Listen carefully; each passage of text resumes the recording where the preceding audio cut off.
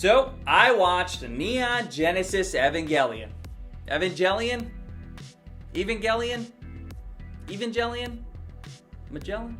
And yep, it pissed me off. And now I want to talk about it because I have opinions and I just can't keep them to myself. I watched this show on Netflix without any previous knowledge. I had never heard of this show before. I like anime very much, but I only dabble with anime. I haven't seen all the anime shit out there. So I started this show with a totally clean slate. Totally unbiased, regular dude just checking out an anime show because it looked cool. So I watch all 26 episodes, the end hits, and I'm just sitting there like, what the fuck? What just happened to me? I'm making this video for anyone that hasn't seen the show yet, and I'm hoping to prepare you for the end and what comes after. I'm not gonna spoil the show for you. I ain't about that. I'm here to help you. I'm gonna guide you through the end and tell you where to go for when you hit those last 2 episodes and you're just filled with rage. You're sitting there thinking, what is this? Don't worry, I've got you. We're gonna get through this together. Whew, where to start? A quick synopsis, I guess? This show starts and just hits the ground running, and you're introduced to these characters while a monster attack is happening. This is a show of monsters fighting robot monsters. My very first thought was, oh, this is Pacific Rim. It's pretty clear to me now that Pacific Rim stole a lot of inspiration from Evangelion. This is a 26 episode series. The first 14, 15 episodes are pretty formulaic. Those episodes are there to introduce you to these characters while they fight monsters with the robots. These are also the episodes where they really start sprinkling in some hints about what's actually going on. They start feeding you these clues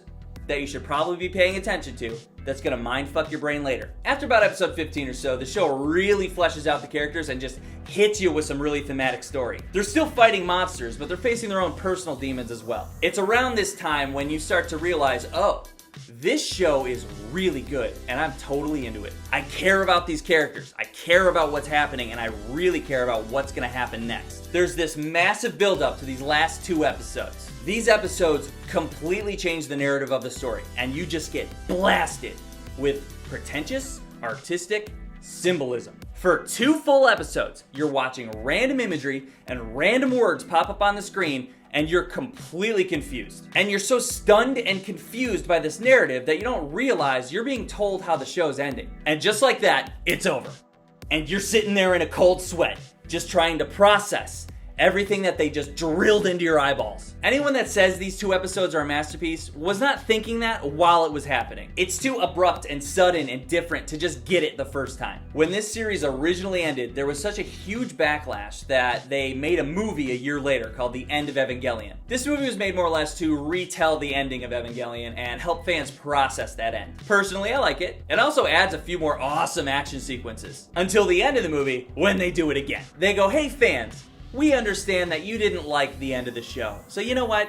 Fuck you. Another confusing, warped, crazy ending, but it's a lot easier to digest than the end of the show. I felt a lot more closure at the end of the movie for sure. After the show's over and after the movie's over, naturally, you still have questions. So what do? You dive into YouTube. You want to see if there's anyone else out there that feels the same way you do. And for me, that was when shit went completely off the rails. I had no idea how enormous of a fan base this series has.